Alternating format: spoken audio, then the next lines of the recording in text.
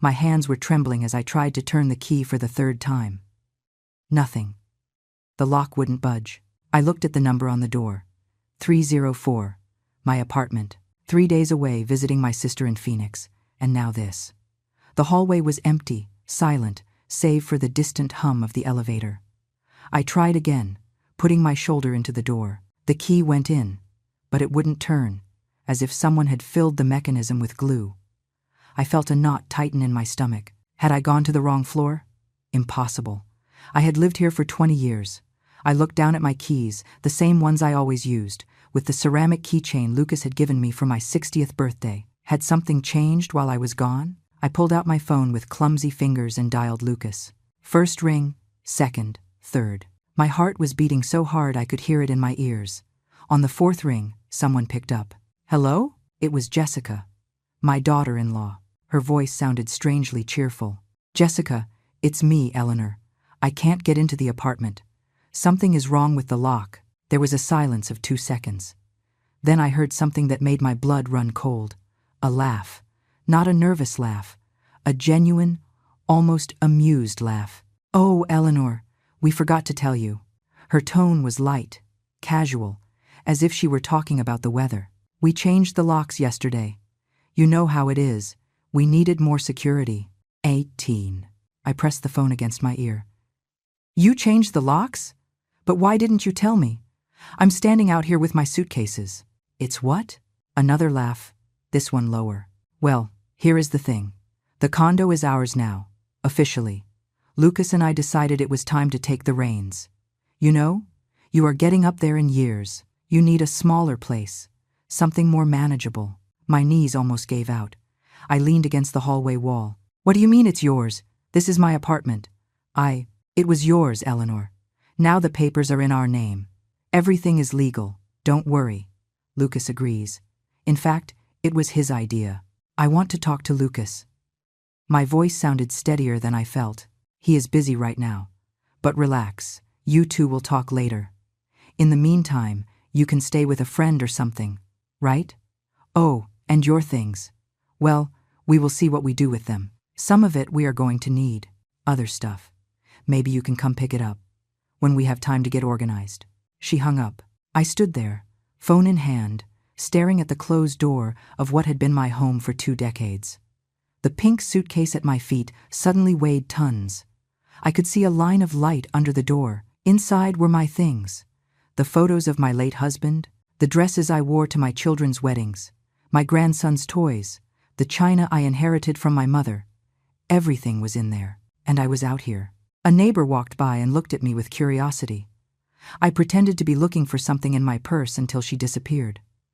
I couldn't let them see me like this. I couldn't collapse in the hallway like a homeless person, but my legs wouldn't respond. 5 seconds of absolute silence passed while my brain tried to process what had just happened. My son? My Lucas? The boy I raised alone after his father died? The same boy whose entire college tuition I paid for? He did this to me? I dialed Margaret. My friend answered on the first ring.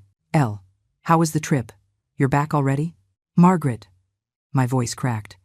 I need you to come over. I am outside my apartment and I can't get in. What? Did you lose your keys? No, they changed the locks. Jessica says that. She says the house belongs to them now. Silence on the other end. Then, don't move. I'm on my way. 15 minutes. She hung up. I let myself slide to the floor, my back against the wall. The hallway was cold. Outside, it was beginning to get dark. Through the window at the end of the corridor, I could see the city lights flickering on one by one. 23 years ago, when I moved here with my 2 young children, I never imagined it would end like this. Sitting on the floor, outside my own door, waiting for someone to come rescue me. The elevator made a metallic noise. The doors opened, and Margaret appeared, wearing her mustard-colored sweater with her hair pulled back in a messy ponytail. She was holding a plastic bag. She saw me on the floor, and her expression changed completely. Oh my God, Eleanor. She knelt beside me. What happened exactly? I told her everything. Every word Jessica said, every laugh, every pause. Margaret listened with her lips pressed together, her hand squeezing mine harder and harder. That woman, she whispered. That damn woman. Lucas agreed. Margaret? She said it was his idea. I don't believe it. Lucas adores you. There has to be something else. Then why didn't he answer the phone? Why did he let Jessica tell me that? Margaret didn't have an answer. She helped me up and took my suitcase. Let's go to my place. We will figure out what to do tomorrow. Right now, you need to rest. I can't leave like this. All my things are in there. End quote. And they will still be there tomorrow. Come on. Her voice was firm but gentle. The voice of someone who has been your friend for 30 years and knows exactly when to be soft and when to be authoritative. We walked toward the elevator. Before entering, I looked back one last time. Door 304 remained closed. The light underneath was still on. Inside, my whole life. Outside, me. Separated by a new lock that my own keys could no longer open. In Margaret's car, as we drove across the city, I tried to call Lucas another 6 times. All went straight to voicemail. I sent messages. None were read. It was as if he had disappeared from the face of the earth. Or worse, as if he had decided I no longer existed to him. Tomorrow we are going to see a lawyer, Margaret said, eyes fixed on the traffic. I know someone, Robert. He is good, and he won't charge you for a consultation. I don't have money for lawyers, Margaret. Is bitter lying. That is why I am telling you, he won't charge for the consultation. He just wants to hear your case. I nodded, though I didn't even have the strength for that. Through the window, I watched the streets I knew by heart pass by. The bakery, where I bought muffins on Sundays. The park where I took my grandson to play. The pharmacy where I picked up my prescriptions. Everything remained the same. The world kept turning.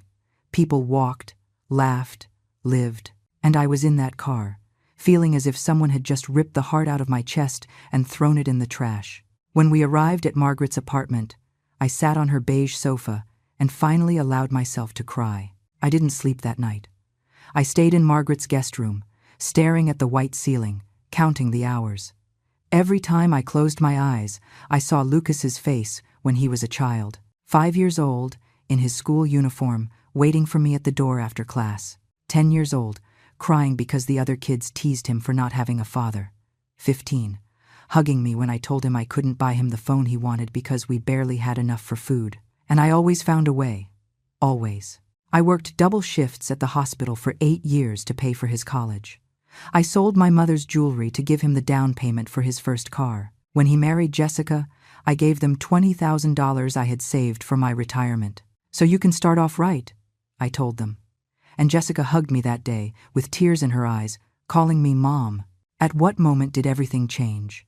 At 7 in the morning, Margaret knocked on the door with a cup of coffee. Robert can see us at 10. How do you feel? Like I was hit by a truck. Perfect. That means you are alive. She tried to make me smile. It didn't work. Robert's office was downtown, on the 3rd floor of an old building with creaky stairs. He received us with a firm handshake. He must have been about 50. Gray hair at the temples, brown eyes that looked directly at you, the kind of man who inspires immediate confidence.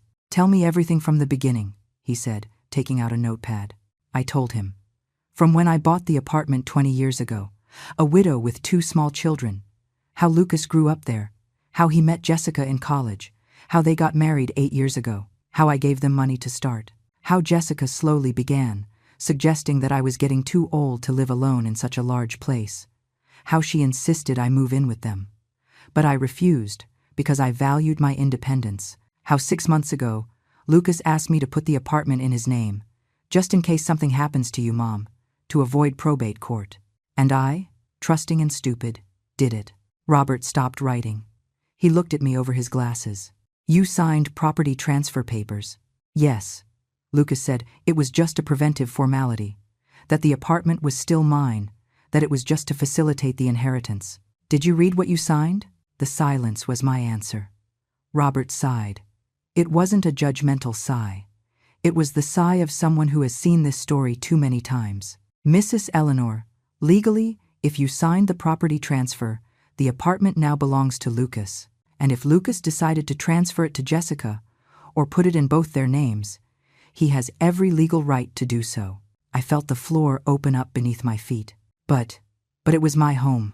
I paid for it. I worked 20 years to pay for it. I know. And morally, what they did is repugnant. But legally, he shook his head. It is complicated. We could try to prove there was coercion, that they tricked you, but we would need proof. Messages, witnesses, recordings. Do you have anything like that? No. I trusted my son. I understand. Robert leaned back in his chair. Look, I can try sending them a legal letter, pressure them, see if they get scared, and return the apartment. But if they decide to fight, this could drag on for months, years, and you will need money for legal fees, court costs, filings. How much money? $5,000 minimum. Maybe more. I didn't have $5,000. I barely had $800 in my savings account. My pension was $400 a month. I did the math mentally and realized something devastating. I was ruined, homeless, without sufficient savings. At 70 years old, Margaret put her hand over mine. I can lend you something, Elle. I am not going to take your money, Margaret. You aren't taking it. I am giving it to you. Robert interrupted us. There is another option. I can try to negotiate with them. Maybe they will agree to give you some money for the property. A settlement. It won't be fair, but at least you will have something to start over. Start over. The words sounded bitter in my mouth. I am 70 years old. Where am I going to start over? Nobody answered. Because there was no good answer. We left Robert's office with a legal letter he would send to Lucas and Jessica. A formal letter demanding explanations and proposing mediation. It sounded official and intimidating on paper, but I knew it wouldn't work. If Lucas really wanted to take my house, a letter wouldn't stop him. Margaret drove me back to her apartment. On the way, we passed in front of my building. I couldn't help but look up toward the 3rd floor. The windows of my apartment, the cream-colored curtains I had sewn myself. Jessica had probably already taken them down. She was probably already redecorating with her modern, minimalist things she liked so much, erasing any trace that I ever lived there. Do you want us to try knocking? Margaret asked. No, I don't want to see her. Not yet. That afternoon, sitting on Margaret's balcony, I tried calling Lucas one more time. This time he did answer. His voice sounded tense, almost a whisper. Mom, I can't talk right now. Lucas, just tell me why. Give me a reason. Just one reason that makes sense. It's complicated. Then explain it to me. I am your mother. You threw me out of my house. Don't I deserve at least an explanation? I heard noise in the background, Jessica's voice saying something I couldn't make out. Then Lucas, even quieter. It was for the best, Mom. For everyone. Don't call anymore. He hung up. I stayed with the phone in my hand, tears running down my cheeks uncontrollably. Margaret came out to the balcony and sat next to me without saying anything. Sometimes a friend's silence is worth more than 1,000 words of comfort. The sun began to set. The sky turned orange and violet. It was beautiful. The kind of sunset I used to photograph from my balcony and send to Lucas with messages like, "Look what beauty God gave us today." And he would respond with a heart. Always a heart. When did my son stop loving me? 4 days passed. 4 days living in Margaret's guest room, wearing her clothes because mine were still locked in my apartment. 4 days calling Lucas and receiving silence. Robert's letter was sent, and we never got a reply. It was like shouting into a bottomless pit. On the 5th night, Margaret made chamomile tea and sat across from me at her small kitchen table. You need to tell me everything, Elle. From the beginning, something doesn't add up. Lucas wasn't like this. She was right. Lucas wasn't like this. At least not the Lucas I knew. I closed my eyes and went back. 12 years ago. Lucas was 26. He had just finished college. I was working as a nurse on the night shift at General Hospital. I would get home at 7 in the morning, sleep 4 hours, get up to cook, clean, pay bills. My life was a hamster wheel that never stopped. But it was my wheel, my apartment, my effort. Lucas got a job at a marketing firm. He didn't earn much, but it was a start. He still lived with me. He gave me $300 a month to help with expenses. We went out for breakfast on Sundays to the diner on the corner. We talked about everything, his dreams, his fears, the girls he liked. I was his confidant, his safe harbor. Then he met Jessica.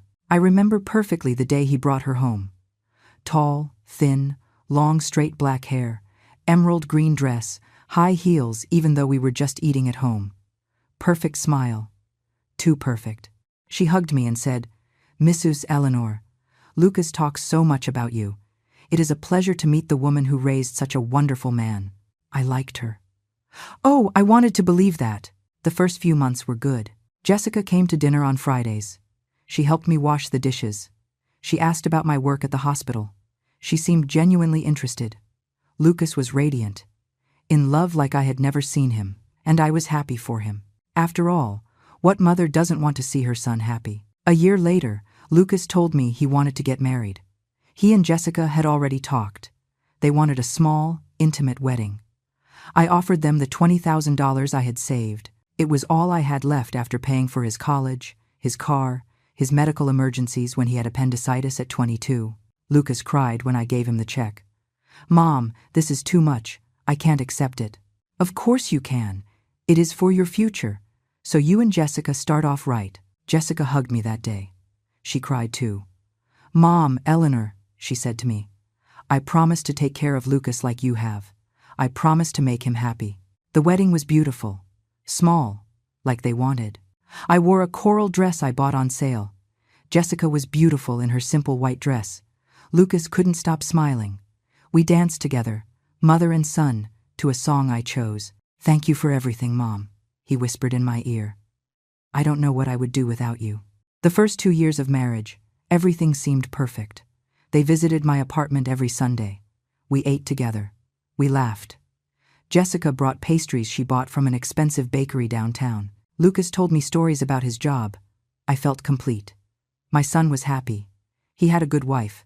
Grandchildren would come soon. But then, something started to change. It was subtle at first. Jessica began making comments. "Mom, don't you think this apartment is too big for you alone? It must be exhausting to keep it clean. Oh, Lucas worries so much about you living here alone. What if you fall and no one notices? Oh, there are some lovely senior living communities with nurses and everything. It would be safer."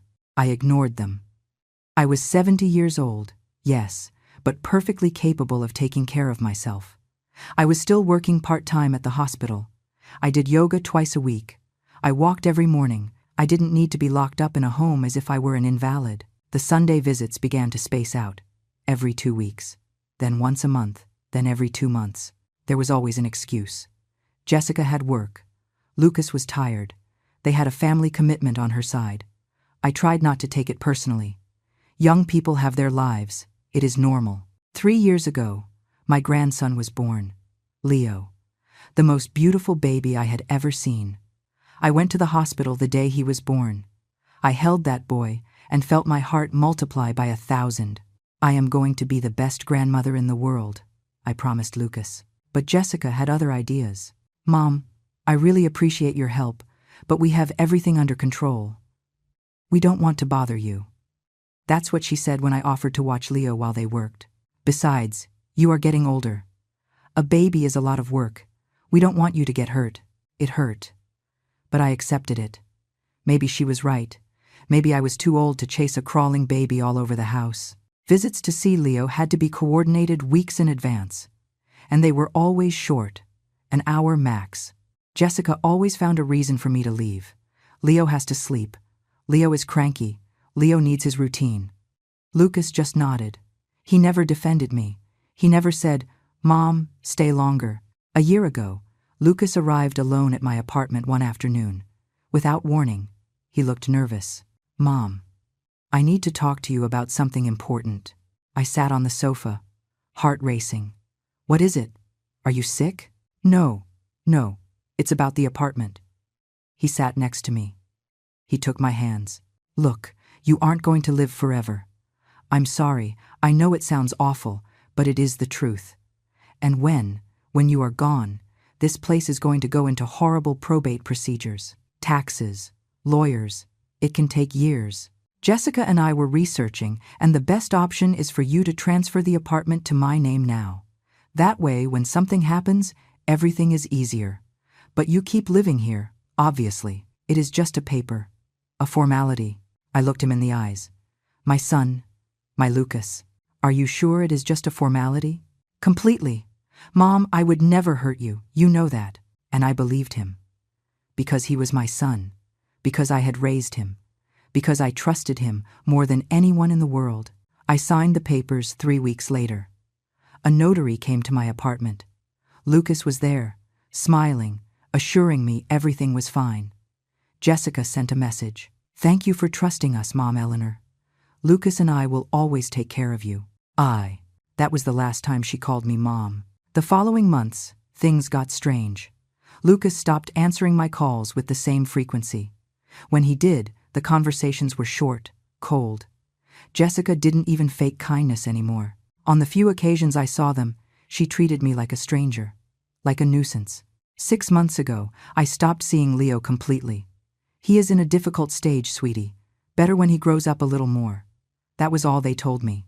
And now, telling all this to Margaret at her kitchen table, with the cold tea between my hands, I finally understood. Jessica planned this from the beginning. From the day she met Lucas and saw his mother had a paid-off apartment in a good part of the city, she studied me. She charmed me. She earned my trust. She waited patiently. And when she had everything secured, she discarded me like trash. And Lucas. My Lucas let it happen. Margaret listened to every word without interrupting. When I finished, she had tears in her eyes. "That woman is a monster. And Lucas. God. Lucas is a coward. He is my son, Margaret. And he betrayed you.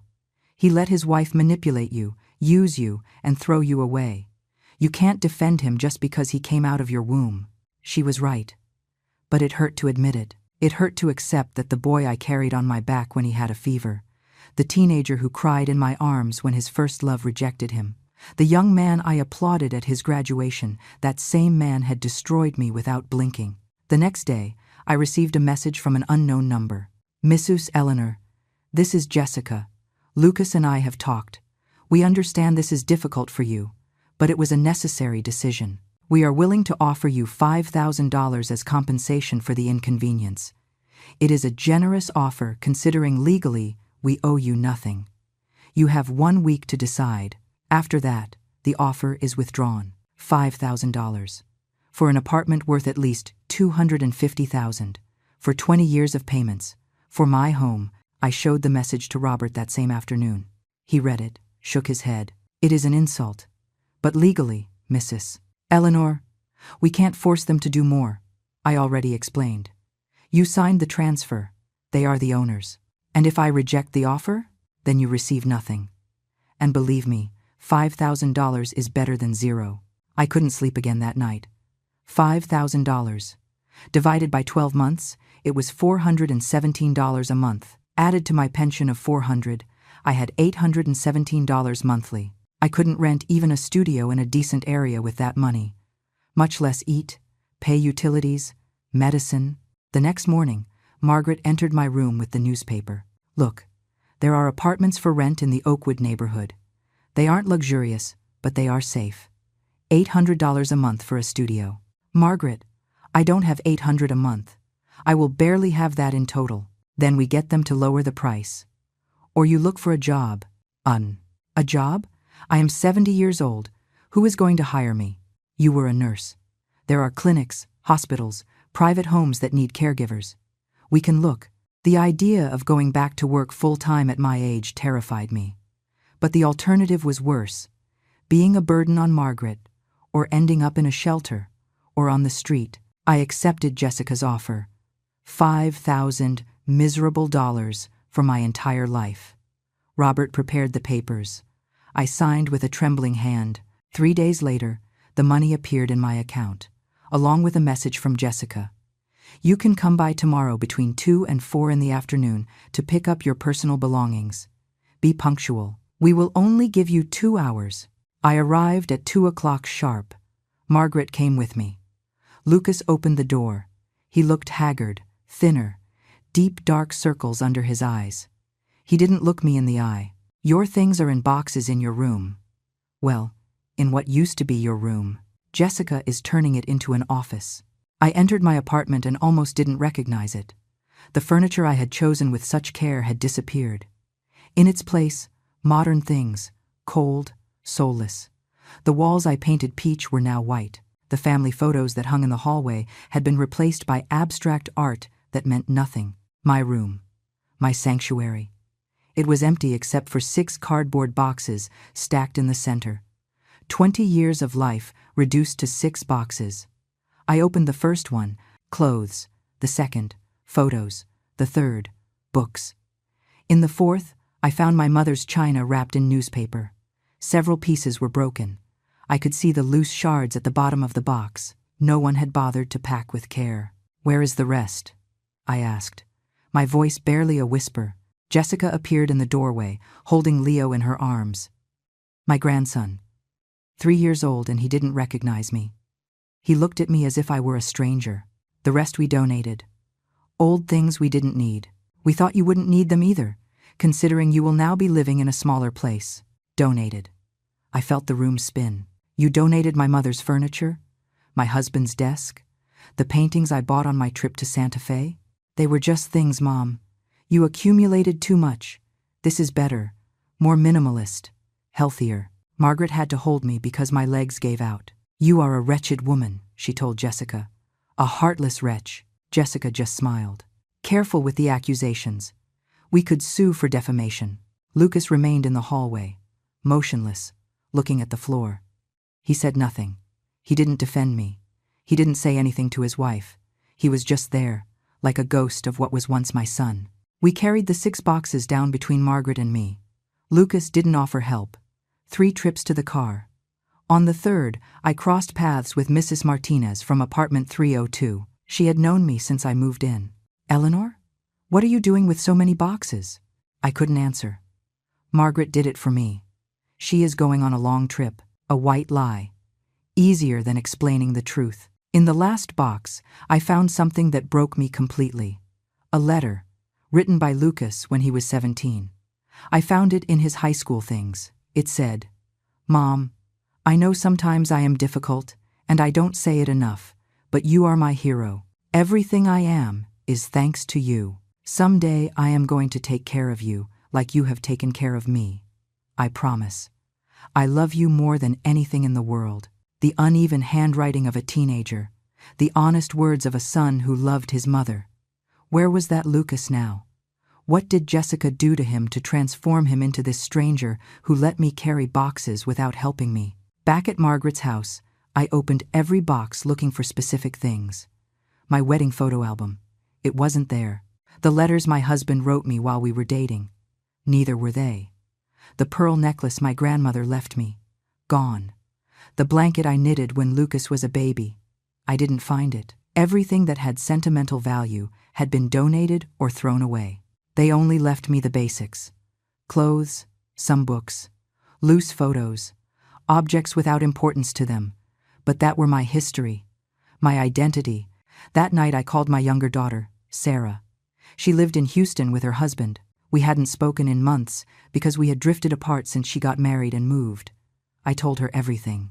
"Mom, I can't believe it. Lucas was always the perfect son. How could he do this to you?" "I don't know, honey. I don't know.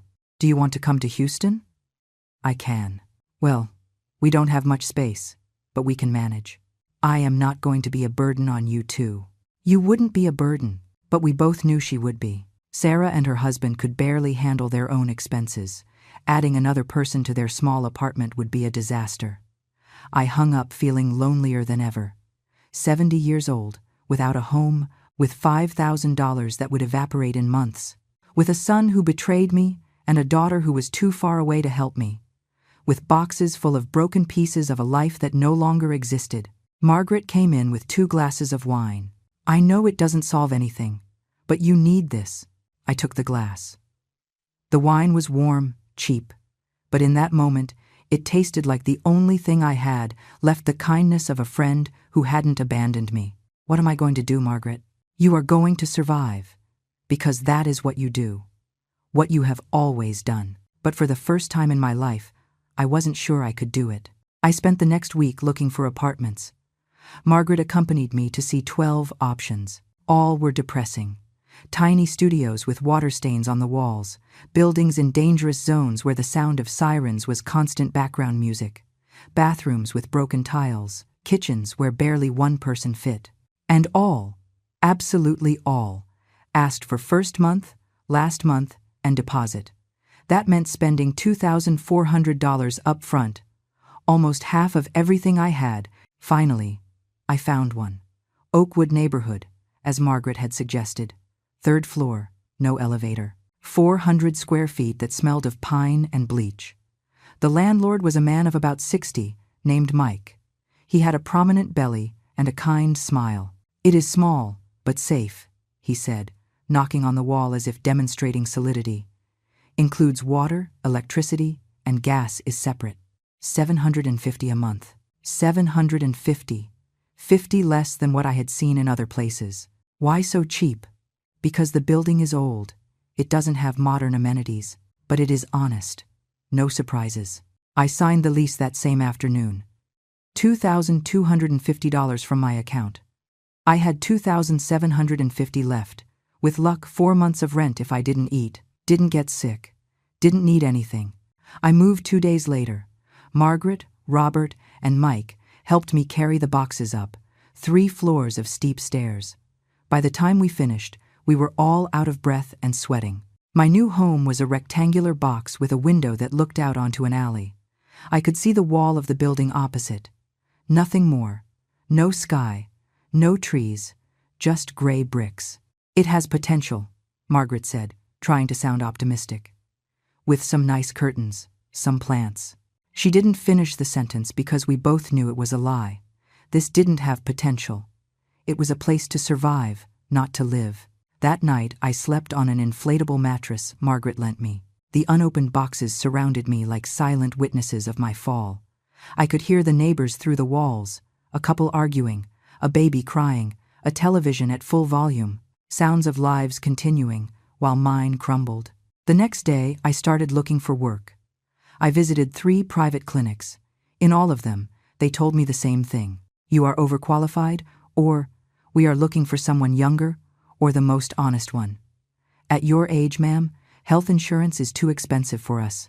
70 years old, and I was invisible, too old to work, too young to die and stop being a problem. In the 4th clinic, a small practice in Little Village, the receptionist looked at me with something resembling compassion. "Look, we don't have official openings, but Dr. Stevens sometimes needs help with elderly patients. Simple things, taking vital signs, accompanying them to tests, pays by the day, in cash. It isn't much." "How much?" $50 a day. When there is work, dime. $50. If I managed to work 4 days a week, it would be $800 a month. Added to my pension, $1,200. Could I pay the rent, eat, survive? Barely. "When can I start?" "Leave me your number. I will call you if something comes up." I walked out of there with a small spark of hope. It wasn't much, but it was something. That afternoon, Margaret appeared at my door with a shopping bag. I brought the basics: sheets, towels, some plates, and this. She pulled out a framed poster.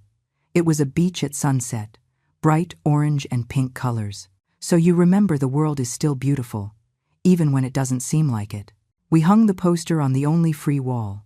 It was absurdly optimistic in that depressing space, but something in me clung to that image, to that promise that somewhere the sun still set over the ocean, that beauty still existed.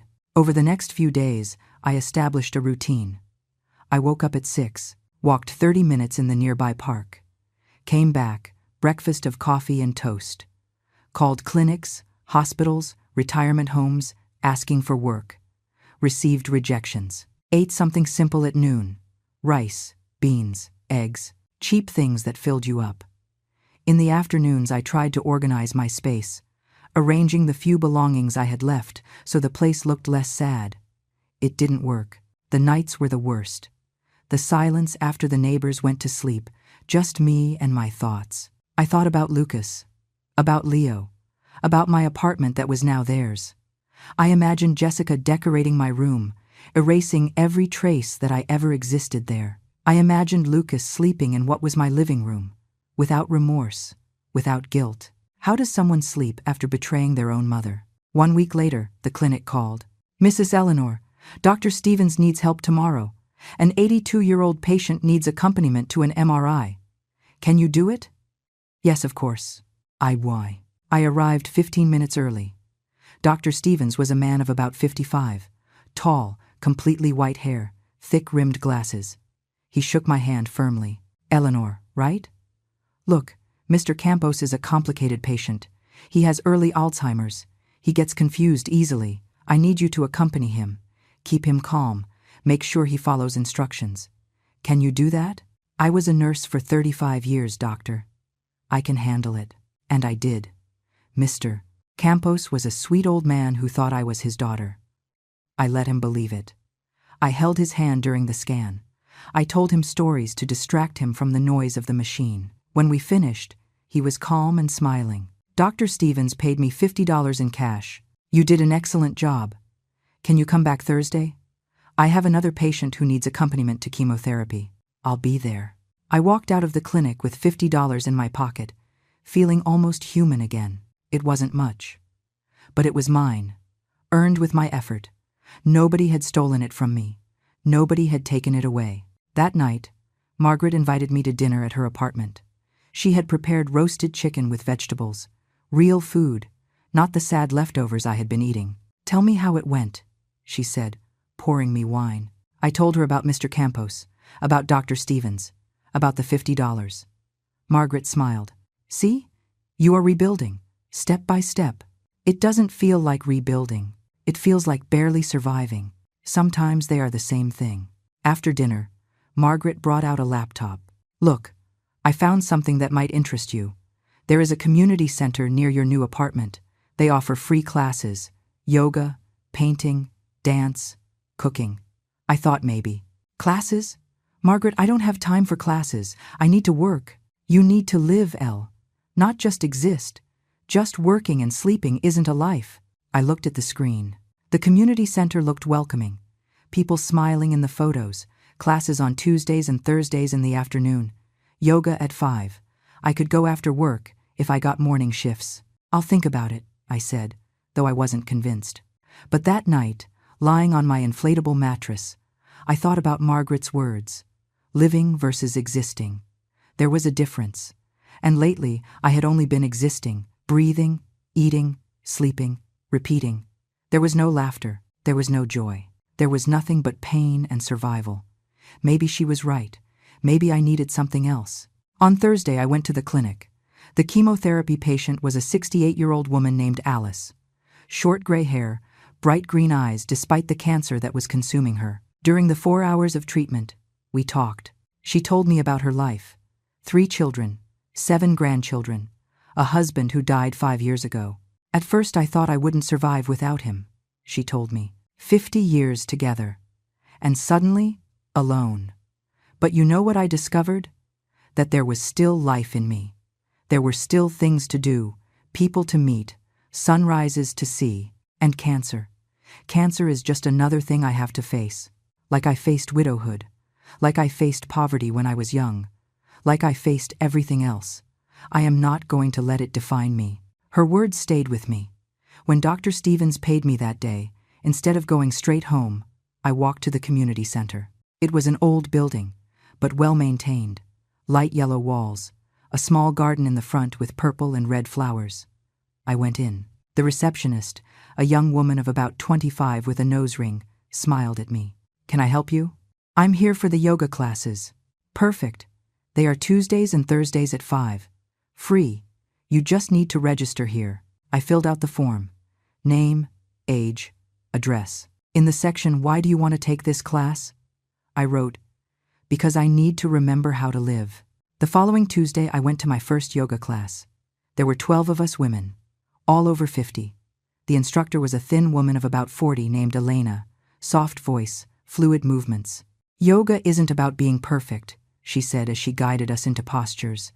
It is about being present, about breathing, about finding peace in movement. I wasn't perfect. My knees creaked, my back protested, but for the first time in weeks, my mind went quiet. I didn't think about Lucas. I didn't think about Jessica. I didn't think about my lost apartment. I just breathed. I just moved. I just existed in that moment. After class, One of the women approached me. She was older than me, maybe 75, white hair pulled back in a messy bun. First time, right? It shows on your face. That mix of confusion and relief. It is so obvious. We all arrived here like that. I'm Margaret. By the way, Margaret Hernandez. No, sorry, I'm Eleanor. I have a friend named Margaret and I got confused. We laughed. It was the first genuine laugh that left my mouth in weeks. The yoga classes became my refuge. Tuesdays and Thursdays, 5 in the afternoon, without fail, the group of women welcomed me with unexpected warmth. Besides Margaret Hernandez, there was Rose, a former elementary school teacher with arthritis in her hands, but a contagious smile. There was Alice, yes, my chemotherapy patient, who turned out to take the classes too, when she felt strong enough. And there was Patricia, a recent widow looking to fill her empty days. We should go for coffee after class someday, Rose suggested one afternoon while we were rolling up our mats.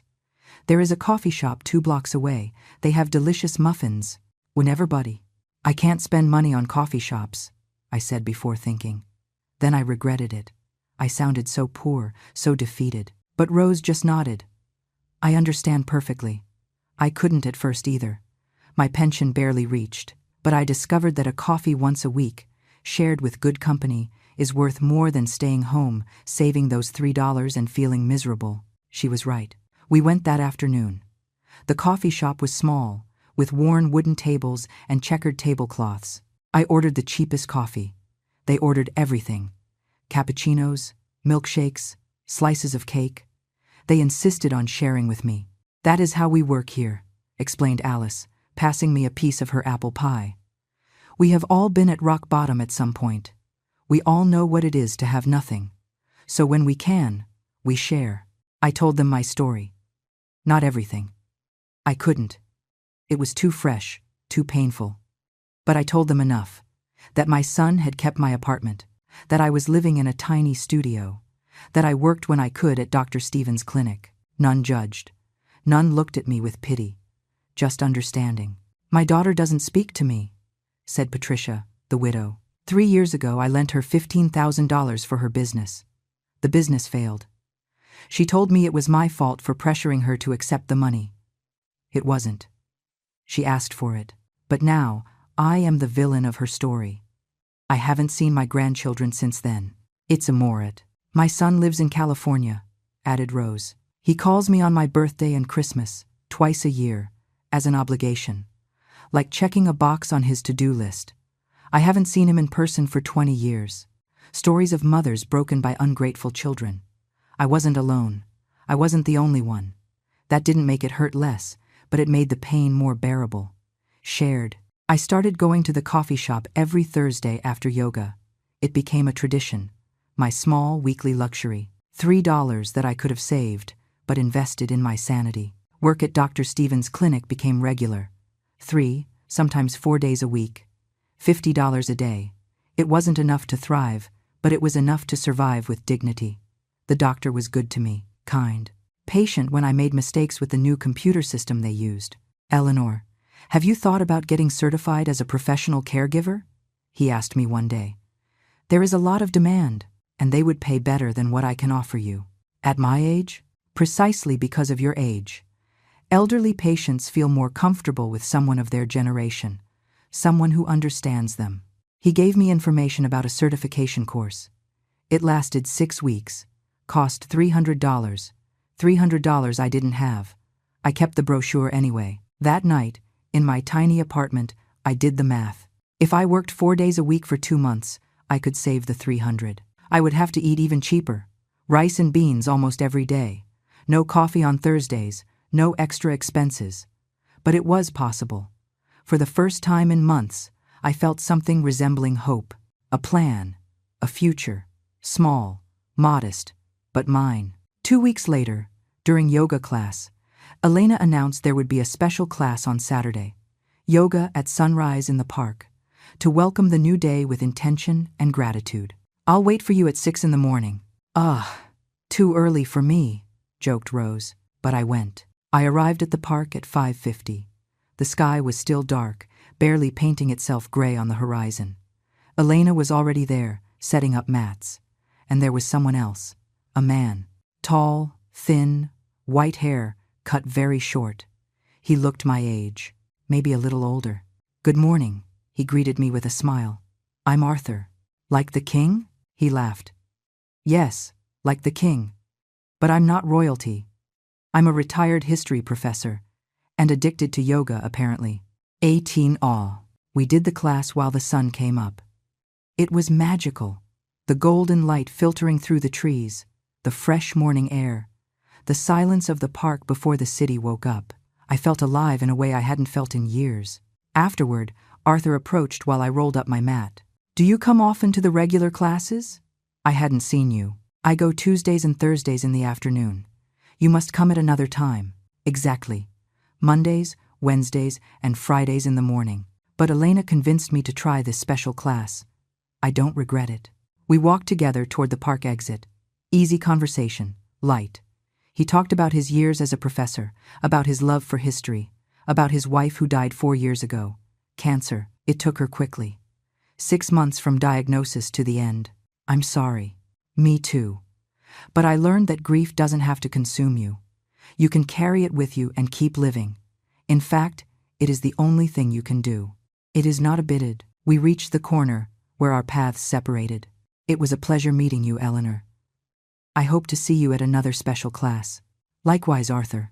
I went home with a strange sensation, warmth, as if something good had just entered my life, not romance, not at my age, but maybe friendship, company, someone who understood loss. The next Thursday, after yoga, while we drank coffee, I told the girls about Arthur. Rose looked at me with bright eyes. "Oh, Elle, is he handsome?" "It isn't about that. Everything is always a little about that." Alice laughed. "Even if it is just in the background. He is a widower. I am. Well, technically I am also a widow. But I am broken. My son destroyed me. I don't have room for anything else." "Precisely because of that, you need room for something else," said Patricia, the other widow.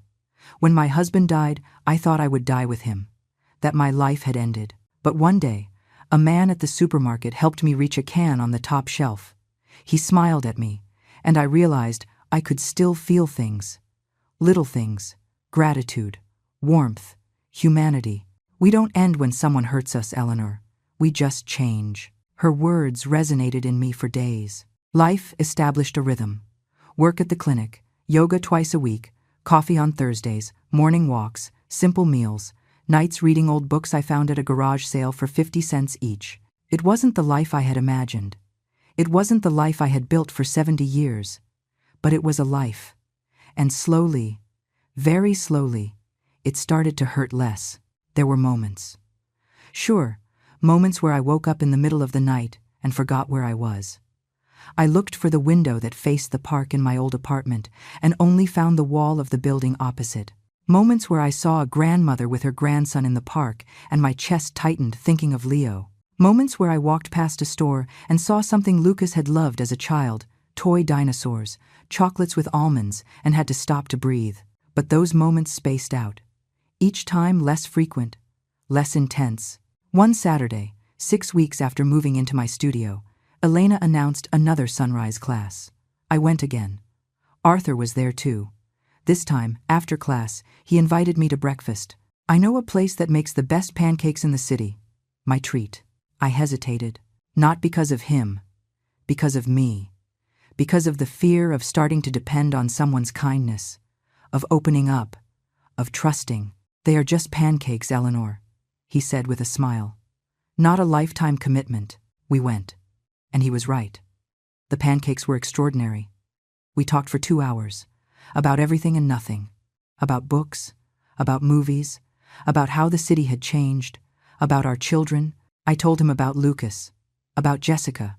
About everything. He listened without interrupting. "My son doesn't speak to me much either," he said when I finished. "He lives in Spain. Decided America wasn't enough for him. I see him once a year if I'm lucky.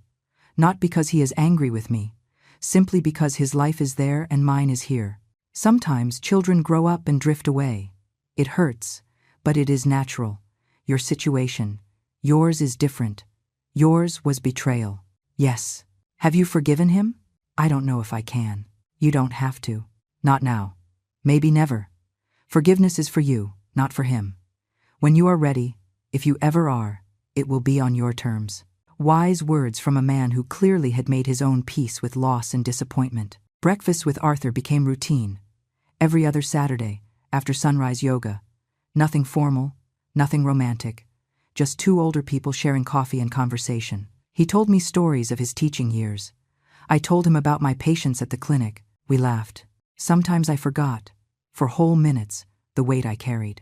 I managed to save the $300 for the certification course. It took me 3 months of eating rice with eggs almost every day, 3 months without Thursday coffees, which the girls understood completely, 3 months of walking instead of taking the bus when I could. But I did it. I enrolled in the course. It started in 2 weeks, 6 weeks of night classes, 3 times a week. Dr. Stevens gave me permission to adjust my schedule to attend. I am proud of you, Eleanor, he told me. Many people in your situation would have given up. You are fighting. I have no other choice. There are always choices. Giving up is one. You chose to fight. That means something. The night before the course started, Margaret came to visit me. She brought a bottle of cheap wine and a bag of tacos. Preemptive celebration, she announced, for your new beginning. It's soul. We ate sitting on the floor of my studio because I only had 1 chair. We drank wine in plastic cups because I still hadn't bought glasses. And for the first time in months, I felt something resembling happiness. You know what is most incredible? Margaret said, cheeks pink from the wine, that despite everything that happened, you are still here. Stronger, more yourself than when you lived in that big apartment taking care of everyone but you. I don't feel stronger, but you are. The Eleanor of 6 months ago would have stayed paralyzed. You moved. You rebuilt yourself. That is strength. Maybe she was right. Maybe there was strength in surviving, in getting up every morning, in continuing to breathe when everything inside me wanted to stop. The course was intense. We learned care techniques for patients with reduced mobility, how to handle basic medical emergencies, hygiene protocols, legal aspects of professional care. There were 20 students. I was the oldest. Some looked at me with curiosity. A 70-year-old woman studying again, but most treated me with respect. I met a classmate named Alice. Not my yoga Alice. Another Alice, younger, maybe 50 years old, recently divorced. My husband left with a woman 20 years younger, she told me during a break. Left me with nothing. I have to reinvent myself or starve. I am reinventing myself too, I told her. Why? If it isn't too personal to ask, I told her a summarized version. My son, the apartment, the betrayal. She shook her head. Children can be cruel. My daughter took her father's side, says I drove him away with my demands. My demands were that he not cheat on me. Apparently, that is asking too much. We laughed bitterly. The dark humor of betrayed women. The 6 weeks passed. The exams were difficult, but I passed them. All of them. I received my certification in a small ceremony at the same community center. Margaret went, Dr. Stevens too, and Arthur, the professor, and the yoga girls. My small chosen family. We are proud of you, said Rose, hugging me tight. Look at everything you have achieved. With certification in hand, I started applying to professional care agencies. The response was immediate. There was demand, a lot. Especially for someone with my experience as a nurse. One agency offered me a position. Night care for a 92-year-old woman with dementia. 8 hours a night, 6 nights a week, $15 an hour. That was $120 a night, $720 a week, $2,800 a month. It was more money than I had seen in years. I accepted immediately. The patient was named Mrs. Connie. She lived in a big house in the Gold Coast with her daughter, Jessica. Yes, another Jessica. The universe had a cruel sense of humor, but this Jessica was different. Kind, exhausted from caring for her mother alone for years. She needed help, desperately. My mother doesn't sleep well, she explained the first day. She gets up, walks around, gets confused. She needs someone to be with her, to keep her safe, to get her back to bed when she gets up. Can you do that? Of course. The job was easier than I expected. Mrs. Connie was sweet when she wasn't confused. She called me honey. She told me stories of her youth that changed every time she told them. At 2 in the morning, she asked me where her husband was, dead for 30 years. I told her he was sleeping in the other room. That calmed her down. The nights were long but quiet. I read while Mrs. Connie slept, did crosswords, thought. I had a lot of time to think. I thought about Lucas, about whether he was happy in my apartment, about whether Leo ran through the hallways I used to clean, about whether Jessica had changed the furniture again, about whether they ever thought of me. One night, 3 months after starting with Mrs. Connie, Jessica the daughter brought me coffee. "Eleanor, I want you to know how much I appreciate what you do for my mother. And for me. I couldn't do it alone. It is my job. It is more than that. You care for her with affection. Not everyone does. I have had caregivers who only saw a check. You see a person." Her words moved me. Because she was right. I saw Mrs. Connie. I saw a woman who was once young, strong, full of life, who had dreams, who loved, who lost, who kept going, like me. "My own mother died 5 years ago," Jessica continued. "Well, my blood mom. Mrs. Connie is my mother-in-law, but I take care of her as if she were mine, because that is what you do when you love someone. You take care of them, even when it is hard, even when it costs you." I stayed silent, thinking about Lucas, about whether he thought the same, about whether he had taken me out of my house because he thought it was best for me. I didn't believe it. But the doubt was there.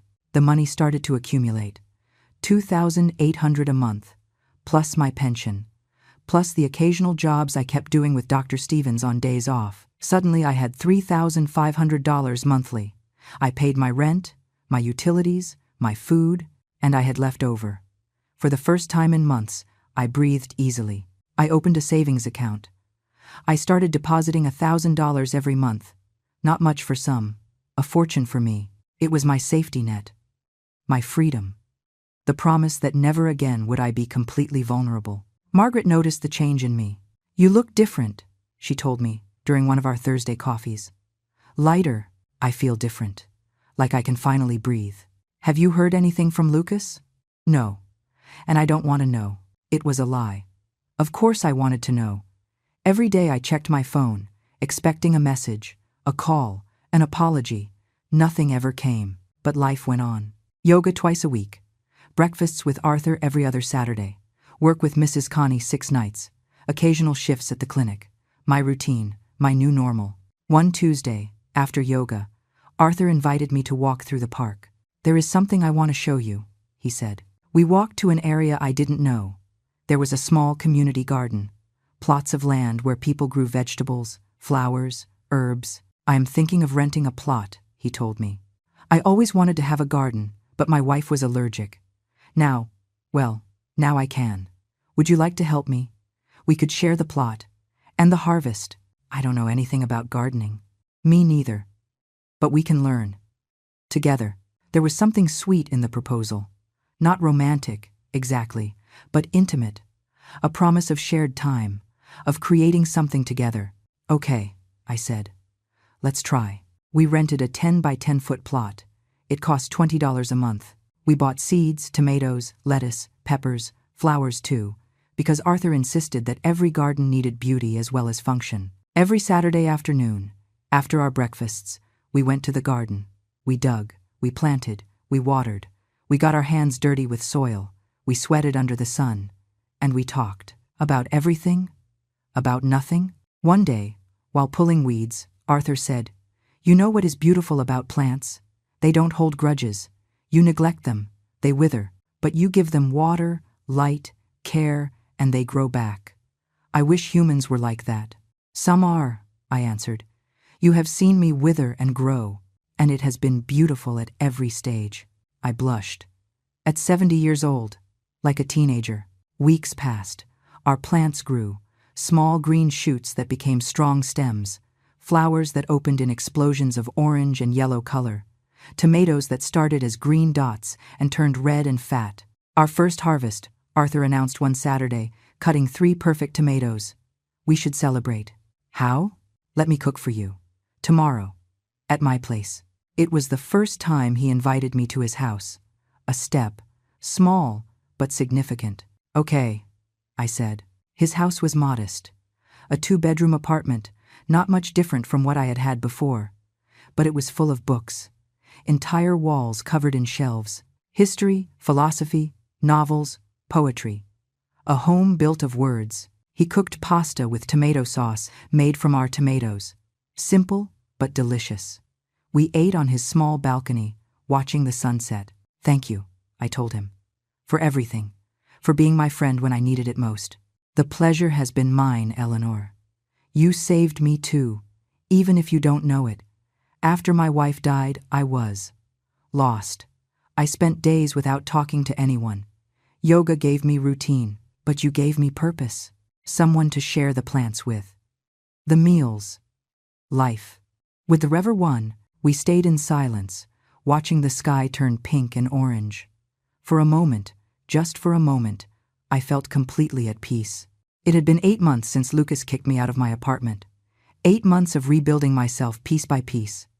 I was in a good place. Not perfect, but good. Stable. I had a job. I had friends.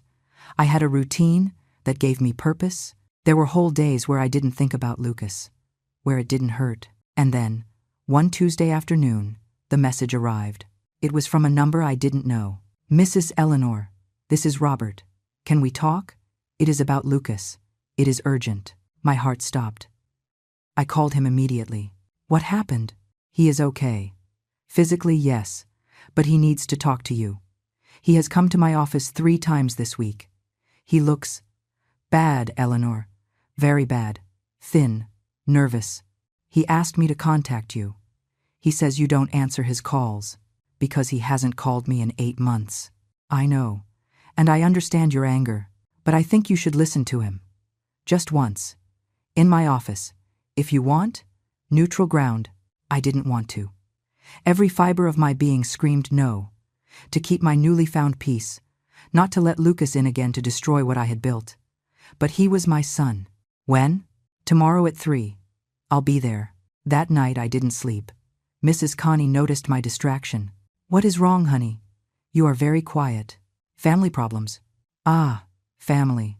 The best and worst of life. Is it your son? Yes. Dwizer.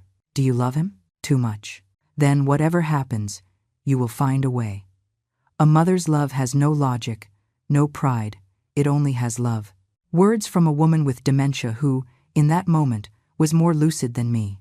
I arrived at Robert's office at 2:50. Lucas was already there, sitting in the waiting room, and Mrs. Connie was right. He looked bad. He had lost at least 20 pounds. His face was gaunt. Deep circles under his eyes like craters. Wrinkled clothes. Unwashed hair. This wasn't the Lucas I knew. This was a destroyed man. He saw me and stood up. Mom, don't call me that. My voice sounded colder than I intended. Robert ushered us into his office. We sat in opposite chairs. Lucas kept wringing his hands. Speak, I said. Robert said it was urgent. Lucas took a deep breath. His hands were shaking. Mom, what happened, what we did, wasn't what it seemed. Is way. Oh, really? You didn't kick me out of my house? You didn't change the locks? You didn't offer me $5,000 for an apartment worth $250,000?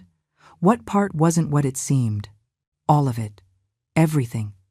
Mom, please, I need you to listen. And I know I don't deserve for you to, but he broke. Literally broke in front of my eyes, tears running down his face, sobs shaking his entire body. I stayed paralyzed. I couldn't comfort him.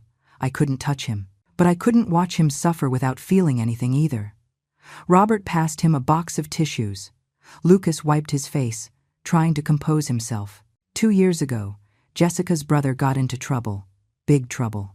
He owed money to dangerous people, organized crime, $50,000 for drugs he was supposed to sell and lost. I felt the floor move beneath my feet. They came looking for him. But he had fled, so they went for Jessica. They said if the family didn't pay, they would kill her. And they would kill Leo, my son. Mom, my baby. They had photos of him. They knew what school he went to. They knew everything. My God, we didn't have $50,000, but we had the apartment. Your apartment. It was worth more than enough. I proposed a plan to them. I could sell the apartment, pay them, and we would all be safe. But there was a problem. What? You. He looked me straight in the eyes.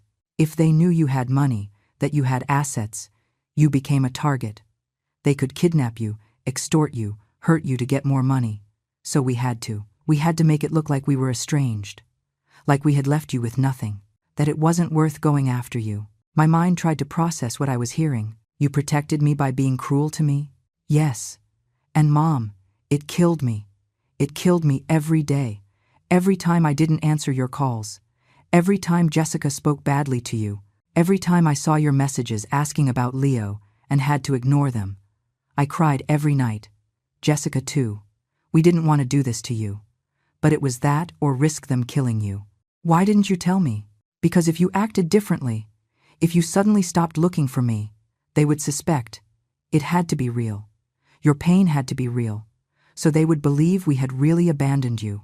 Tears were running down my face now. The apartment. I sold it. I got $270,000. I paid them the $50,000. The rest is in an account. Mom, in your name. I have been waiting for it to be safe. The police arrested them 2 weeks ago. All of them. That is why I came. Because I can finally tell you the truth. Because you are finally safe. He pulled an envelope from his pocket. Bank documents. An account with $220,000. My name in the header. Everything is yours. It was always yours. I was just protecting it, protecting you. And the $5,000 you gave me? It was all the cash we had at that moment. We wanted to give you more, but we had to pay lawyers, police, private investigators. Everything went to trying to solve this. I couldn't breathe. 8 months. 8 months of hatred, of feeling betrayed, of rebuilding myself on the foundation that my son had destroyed me. And everything was a lie. Well, not a lie. The truth was more complicated, more painful in a different way. Jessica? She is destroyed too. She hates her brother, doesn't speak to him, probably will never speak to him again. But we saved Leo. That is what matters. Why the laugh? When I called that day and she laughed, Lucas closed his eyes. They were listening. They had put bugs in the apartment. We had to act. Even the laughs. Especially the laughs. So it would seem we enjoyed kicking you out. Mom, I swear, Jessica cried for 3 days after that call. She hated herself. Robert spoke for the first time. I have verified everything, Eleanor. The bank account is real. The arrests are real. The story is true. I looked at Lucas, my son, who had carried this weight alone, who had hurt me to save me, who had loved me in the most painful way possible. I come every week to your old building, whispered Lucas. I sit on the stairs across the street, waiting to see you leave, just to know you are okay, that you survived. I have seen how you leave early in the mornings, how you come back late. You look strong, Mom, stronger than before, and I am glad, even if it was at the cost of us hating each other. I don't hate you. You should, maybe, but I can't, because you are my son, and I know you. The Lucas I know would never hurt me without reason. I should have known. I should have trusted that. No. We did everything so you wouldn't trust, so it would be real. We stayed in silence. The weight of 8 months of pain floating between us. Leo. He misses you. He asks for you all the time. When is Grandma coming? We didn't know what to tell him. He is too little to understand. I want to see him. You can. Whenever you want. When you are ready. I won't pressure you. I know you need time to process all this. I looked at the documents for the account. $220,000. I could buy another apartment. I could retire for real. I could have the life I had lost back. But something in me had changed. In these 8 months, I had discovered a version of myself I didn't know. An Eleanor who could survive alone, who could make new friends, who could work hard and feel proud, who could find unexpected love in a community garden with a widowed professor. I didn't want to lose that Eleanor just because I now had money again. I need time, I said finally. To think, to feel. This is a lot. I know. Take all the time you need. But Mom, please, believe me when I tell you not a single day passed without me thinking of you, without hating myself for what we were doing to you, even if it was for the right reasons. I left Robert's office in a state of shock. Lucas tried to hug me before leaving, but I pulled away. Not with anger, just with a need for space, for air, for time for my brain to process what it had just heard. I walked aimlessly for hours. Through streets I didn't know. I passed stores without seeing them. The city moved around me, but I was in a bubble. 8 months. 8 months believing a lie that turned out to be the most painful truth. My son had loved me so much, he was willing for me to hate him. Jessica, too. They had endured being the villains of my story to keep me safe, to protect Leo. And they had succeeded. I was alive. Leo was safe. But the price had been almost destroying us all. I ended up on a park bench. The same park where I did yoga, where I had planted the garden with Arthur. I took out my phone. I had messages. One from Margaret. "How did it go with Lucas? Call me." One from Arthur. "Reminder that tomorrow we water the plants. Are you still on?" One from Dr. Stevens. "Can you cover a shift tomorrow afternoon?" My life. The life I had built on rubble. The life that now made sense, but in a completely different way. I called Margaret. I told her everything. Every word Lucas said.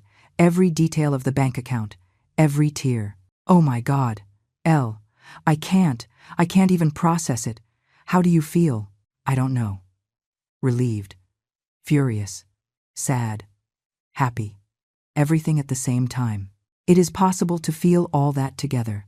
After what you have lived, it is possible to feel anything. $220,000. Margaret. I could buy a condo. I could stop working nights. I could have my life back. But I don't know if I want that life back. The Eleanor who lived in that apartment was asleep. Comfortable but asleep. The Eleanor of now is alive. Awake. I feel everything more intensely. The good and the bad. Then don't go back to being who you were. Be who you are now, but with more resources. Wise Margaret. Always wise. That night I worked with Mrs. Connie as always. I didn't tell her anything because she wouldn't remember anyway. But her presence was comforting. At 3 a.m, when she woke up confused, looking for her dead husband, I guided her back to bed with infinite patience. "You also lost someone?" she asked me, with surprising lucidity. "I see it in your eyes. That pain of someone who lost something important. I thought I had lost my son. But it turns out he was just hiding, protecting me in his own way. And now that you found him? Now I have to decide what to do with that. Love isn't black and white, honey. It is gray. It is complicated. It is forgiving even when it hurts, especially when it hurts." She fell asleep again, leaving me with her words. The following days were a roller coaster. Lucas called me. I didn't answer immediately. I needed space. But I sent him a message. "I need time. I am not angry. Just need to process." He replied, "I understand. I will be here when you are ready. I love you, Mom." Those words. I love you, Mom. It had been 8 months since I heard them. They felt real now, not empty, not forced, real. On Saturday, I went to the garden with Arthur. While we watered our tomatoes, I told him everything. He listened without interrupting. As always, when I finished, he remained thoughtful. "You know what the hardest part of love is?" he said finally. "That sometimes they protect us in ways that hurt us. And we have to decide if the love behind the wound is enough to forgive the wound itself." Could you? I forgave my son for not coming to his mother's funeral. He was in Spain. Said he couldn't get a flight in time. Later I found out he could. He simply didn't want to. Couldn't face seeing her in a coffin. Preferred to remember her alive. It hurt that he wasn't there. But I understood why. Did you tell him? No. Because his pain was real too. Not everything needs to be said. Sometimes forgiveness is silent. Wise words from a man who had lived enough to understand the gray nuances of human relationships. A week later, I called Lucas. "I want to see Leo." "When?" "Tomorrow. In the park. Neutral ground. Just him and me first. Later you and I can talk. Whatever you want. Mom, whatever you need."